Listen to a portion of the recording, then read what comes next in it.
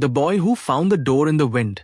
In a coastal town where the wind never seemed to stop moving, there lived a boy named Arjun who could hear things other people missed. Not voices exactly. More like openings. Arjun liked to sit on the cliffs in the late afternoon when the sky turned silver and the sea grew thoughtful. The wind there felt different. Alive. Curious. Most people said the wind was noisy. Arjun felt it was trying to say something. One evening, while others rushed home before the cold set in, Arjun stayed longer than usual. He had been thinking about something heavy. His family's shop, a small repair store in town, had fewer customers lately. He had overheard the whispers. Times are tight. People don't spend like they used to. Nothing new ever comes here. The words had settled into him like fog. He closed his eyes against the wind. And that's when he heard it. Not with his ears, but somewhere behind his ribs. A small shift in the air. A pause between gusts. Then a feeling, as if something unseen had just opened. His eyes flew open. In front of him, just beyond the edge of the cliff path, the air shimmered, like heat rising from sand. But it wasn't hot. It was possible. The wind swirled differently there.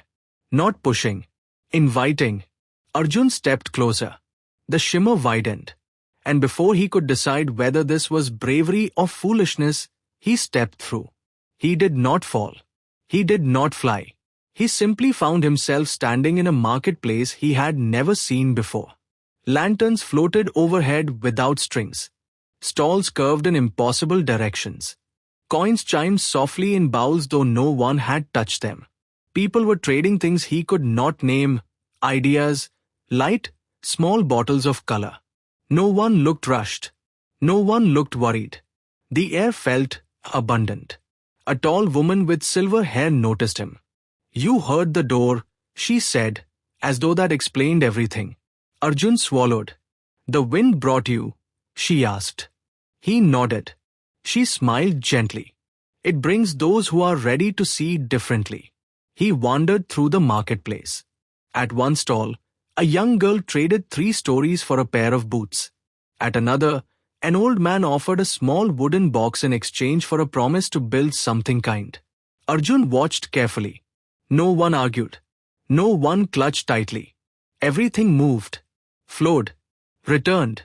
He reached into his pocket and found something unexpected. A small copper coin. Warm. He was certain he had not owned it before. On one side, etched lightly, were the words, "There is more coming."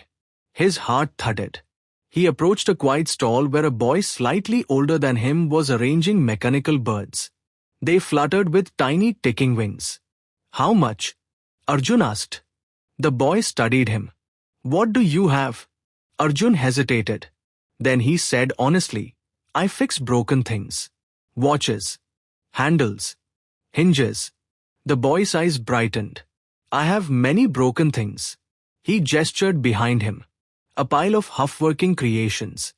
Arjun knelt without thinking. He began adjusting small screws, aligning gears, smoothing hinges. He lost track of time. Not because he was trying to earn something, but because he loved the feeling of making something work again. Soon, the mechanical birds lifted smoothly into the air. The boy laughed. A deep, delighted sound. He handed Arjun not one bird, but 3. "For the value you gave." Arjun blinked. "I only fixed a few things." The boy shrugged. "You saw what others overlooked." The copper coin in Arjun's pocket grew warmer. As the evening deepened, Arjun noticed something else. Whenever someone gave freely, not foolishly, but fully, something returned. Not always immediately. Not always in the same form. But it returned. Quietly.